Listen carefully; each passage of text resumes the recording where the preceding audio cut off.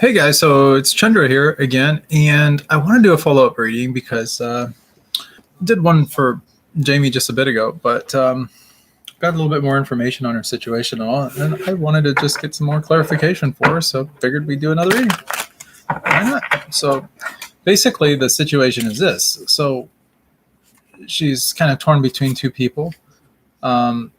The reading we did before was this thing about she wanted to kind of know more about like what Jay was, the initial J was feeling for her. Well, there's another initial, another person, and we'll just check and see here. Give me just a second.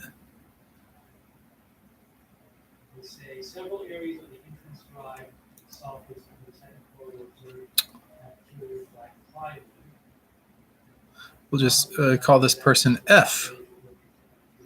So we got person 1 is J and person 2 is F. So here's the situation. So this person F,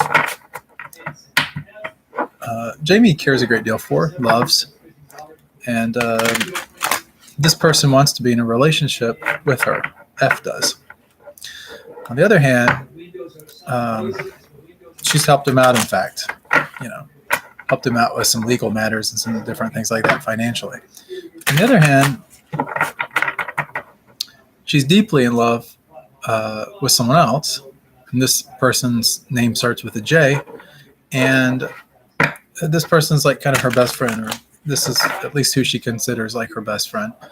And, this person knows her backwards and forwards, knows, so much about her, and has really been there through thick and thin. A little tongue twister there for me. But he kind of acts like he doesn't really want a relationship with Jamie, even though they do kind of have a relationship. I mean, they have a sexual relationship per se, or a physical relationship is a better way of putting it. But she's sort of thinking, well, that if she pursues this relationship with this F guy, that she's not going to be able to keep this friendship with this J guy, which she'd be very upset about. And that's the kind of the sense that I'm picking up as far as, what she's relayed to me and everything. So let's just do a reading on this and kind of get some clarity on it. See, what's the best course of action. See if we can give her just some really good practical advice. I'm just going to put these out here again, just kind of see where we're at. And and page 7 is where they talk about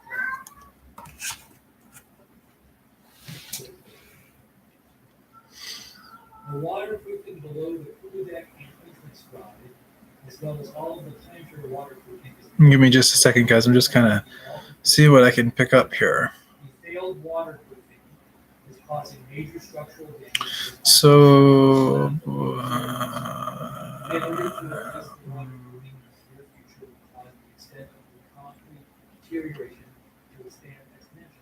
I am picking up a couple of things. I'm just got to let them kind of come to fruition here. Kind of like get in my mind the right way. The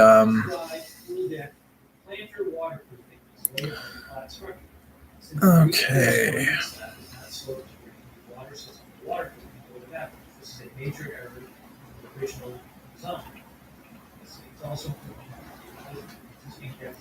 It's really interesting because none of the cards that came up were really so much around a relationship per se, like in terms of cups, like what we would think of. They all relate to other things, and I think it's really telling what the cards are trying to tell us. For the first card, we have the Hierophant. Hierophant's about our traditions, our cultures, the things that make us who we are. The next card we have, and this is really the present moment, is the Queen of Swords. Queen is about influence and being able to have influence over, mental things, things in the mind. We can have control of our own mind. That's really where the clarity and things are coming into to play at, for Jamie, as far as this relationship and everything goes. It's kind of where she's wanting to get to anyway. And then we have the Nine of Pentacles. This is our futuristic card. It's a really good card. This card here is like, you're doing pretty good. Like with this card here, it's like, you're settled, like you got enough coming in, enough, like everything is in a pretty good situation. That's kind of the near future card. That's kind of where we're headed into. The answer card and stuff, which we'll talk a little bit more here in a bit about, is our Ace of Swords. Again, swords are about mental. This is about kind of the, proverbial hand here holding the sword in this case. And then we have the sword. We have the crown. The crown represents royalty. It represents being in control of things. It represents having answers, being able to, make decisions that are not only influence and affect ourselves, but also influence and affect other people. It's really about getting this moment of clarity. And that's what this answer for you is really all about.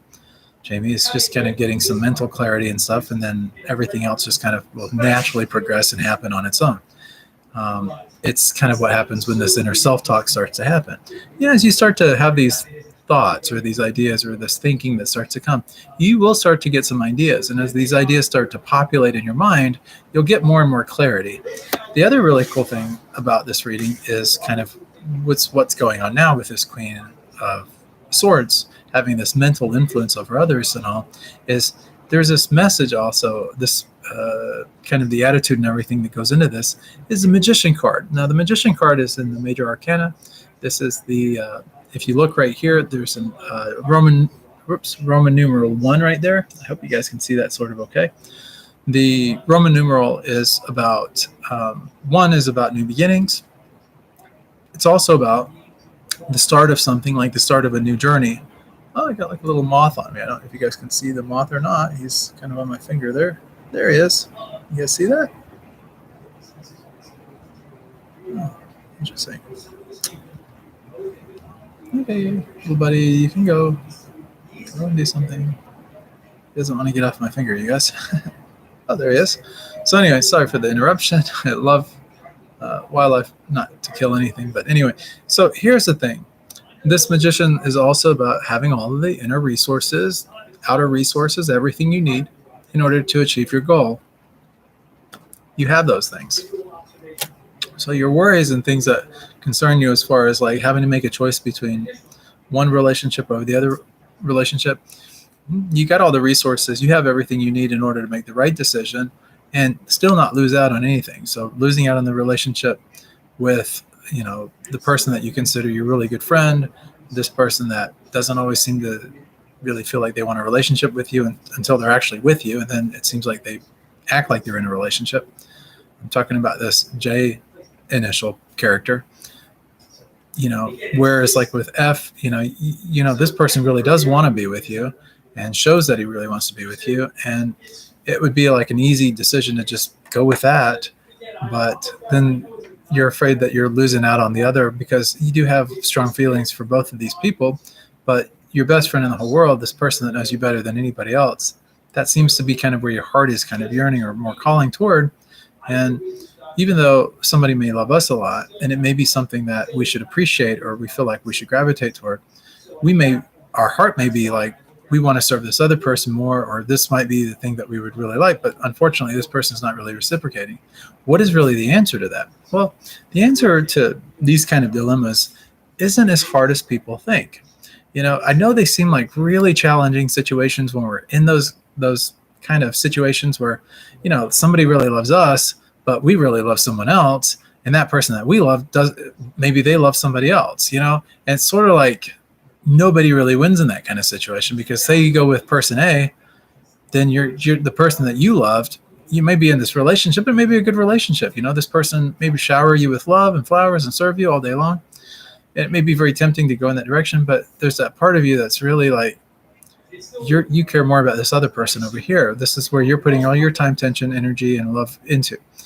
What happens is no matter what decision you make, here's the thing. You will serve that person that you decide to make that relationship work with, whichever one it happens to be, whether it's F or whether it's Mr. J. But when you're doing this, when you're in this kind of a situation, when you serve, like when you give from your heart, when you do nice things for people, when you do things out of love, that is really your litmus test. And when you do things for people and you do them out of love and you serve better than anyone else can serve, as you're doing things better than anyone else, you guys can probably see the little moth keeps flying all over. When you do that, then what happens is that it creates a really strong bond. People are very attracted to that. And attraction is a component to attachment. Okay, they're sort of a glue. They're sort of it's almost like, I know that there's this here stuff that you can purchase, right? And you have like solution A and solution B. I want to say it's like silicone solution or something like that. But what you do is you take solution A and you take this hardening agent over here, and when you combine the two together and all, you only got like a few minutes or something like that, or a certain period of time, maybe 20 minutes or something. But once they join, they're not coming apart. It would be like if it's like a really, really strong glue. And so like if you have two things that you need to bind together, this stuff will work really powerfully together and all. So if you understand what I'm talking about, if this is making any sense at all, which I hope it is, that's kind of what happens when you put your heart and effort and soul into serving someone. Eventually that person comes around because, they realize that you love them more than anyone else loves them.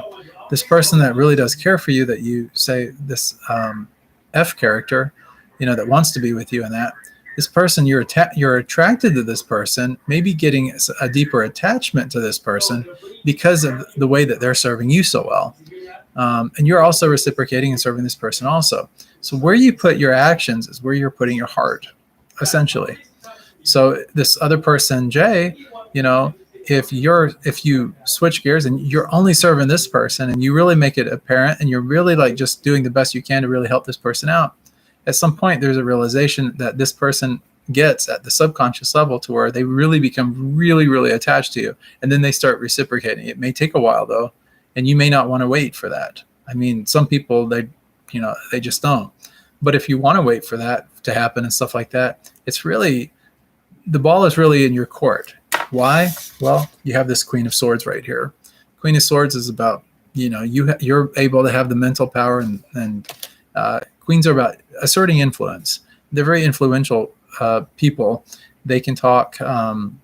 This particular, queen is very intuitive, very perceptive. And I think that that's probably where you're at right now with things going on. You're able to discriminate this whole situation and kind of paint a picture for it, which we've kind of put out there and been kind of analyzing through the cards here for you.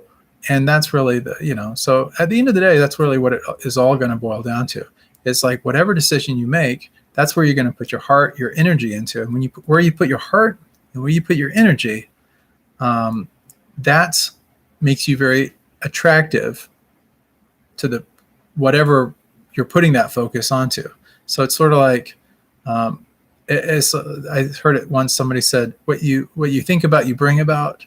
Thoughts create things." These are like manifestation type mantras or something like that people have said, to kind of keep things in your mind. Where attention goes, energy flows. Maybe you've heard some of these kind of things before.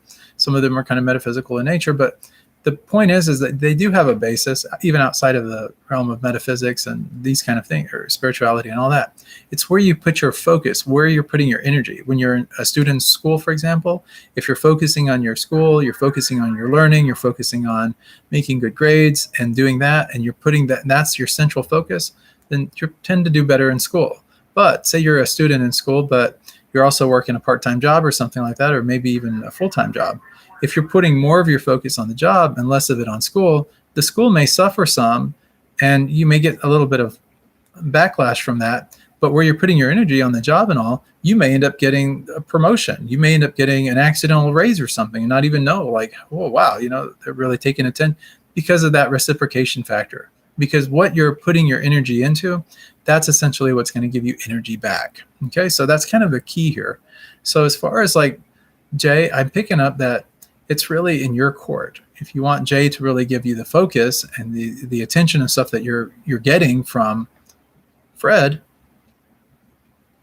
Mr. F, said the name. I apologize. If you are wanting that, then you will get that. That will come about from this person with the initial J, which I think is kind of where your heart is more leaning toward anyway. If you just want a friendship with J and nothing more, and you're okay with that, and that's kind of what your decision finally falls on, then most of your attention and everything will go to this person F.